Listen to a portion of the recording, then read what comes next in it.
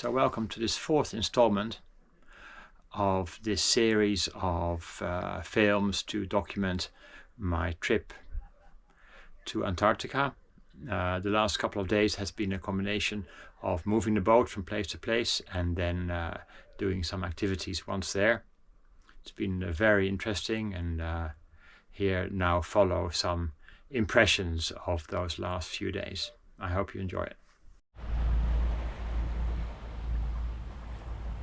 Previously, I concluded with some images of Firebird at anchor for the first night just off one of the Melchior Islands.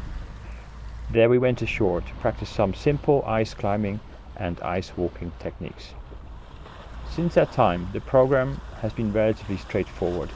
Each day we would move the boat to a suitable location and then undertake some kind of climbing tour.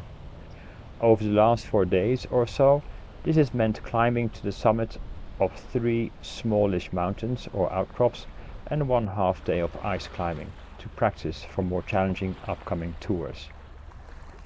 We started with a move towards Foreign Bay. This is the location of a shipwreck which used to be a whaling factory ship, operational during the bleak whale harvesting days years ago. With a full load of whale oil, it was on the point of returning to the Falkland Islands, but it caught fire and sunk.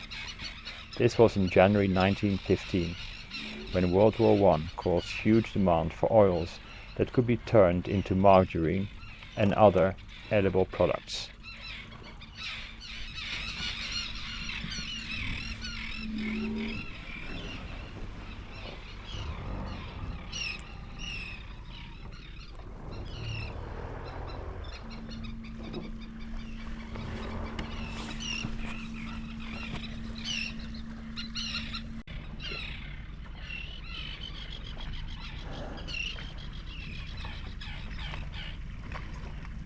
The first mini-summit we wanted to reach was an hour or so motoring from Foreign Bay, and was mainly a rocky affair. Having got used myself to the nicely curated hiking routes of Switzerland, hiking up a slope in Antarctica is very different. Obviously there are no routes, but in the absence of human interference, the terrain is a collection of loose rocks and boulders.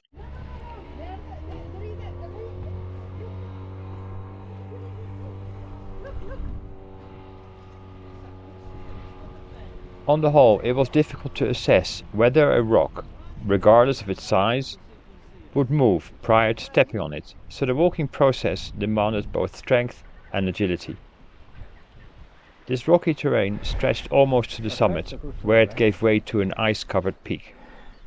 Since I had not done any ice climbing yet, this would not have been a good moment to give it a go, so the main party continued for the summit and I went back down, gingerly navigating the loose boulders on this slope in excess of 45 degrees.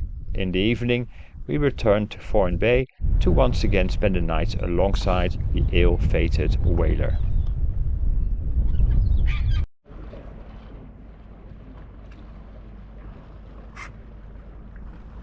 The next day presented a relatively simple walk up a rocky outcrop, which is also a favorite for cruise ship passengers, to try their luck at walking over stones, ice and snow. The day had many surprises on offer.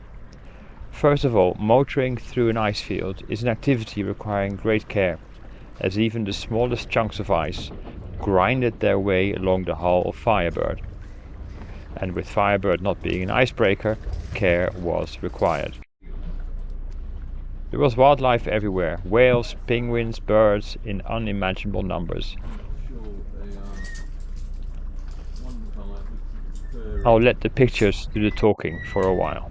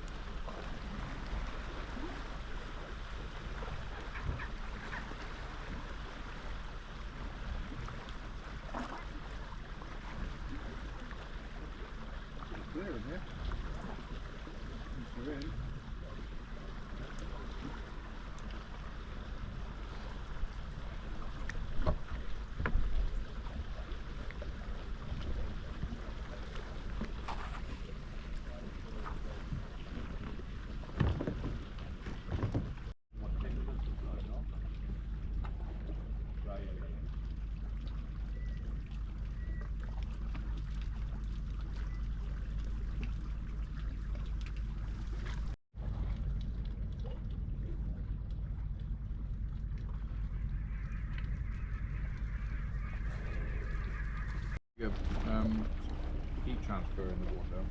But Right. yeah, just there on the gauge there. So the import bit busy.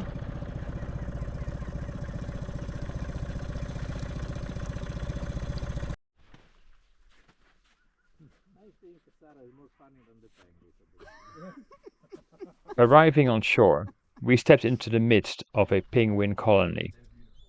The penguins being of the chin-strap variety due to their distinctive marking under their beaks. These animals just sit there, enjoying life presumably, quite high up and away from the sea, because when nesting starts in November, these rocks are the only ones which are suitable for nesting, being largely snow-free.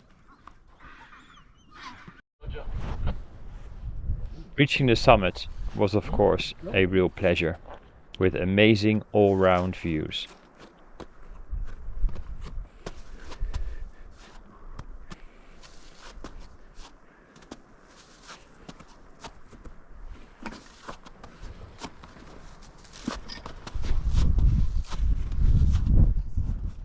Everybody? At night we anchored nearby and we enjoyed a very beautiful sunset.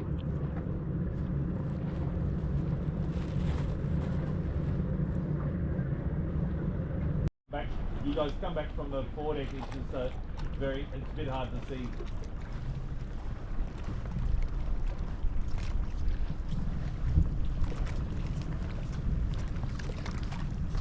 You can go by the mast and stuff, it's just that And so we begin to settle into some kind of routine. Another day, another move and activity.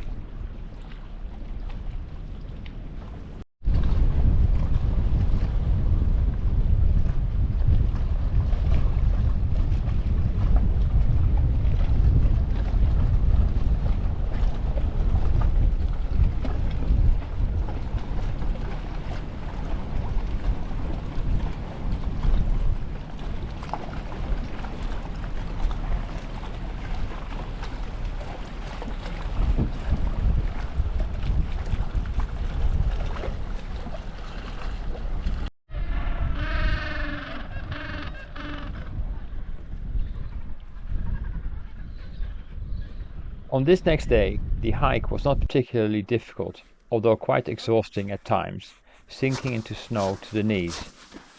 We also had to contend with numerous crevasses, some of which looked both spectacular and highly dangerous at the same time.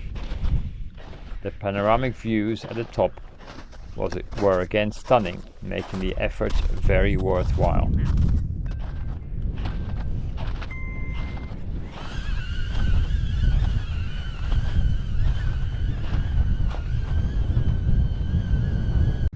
At night, we again held anchor watch to look out for icebergs.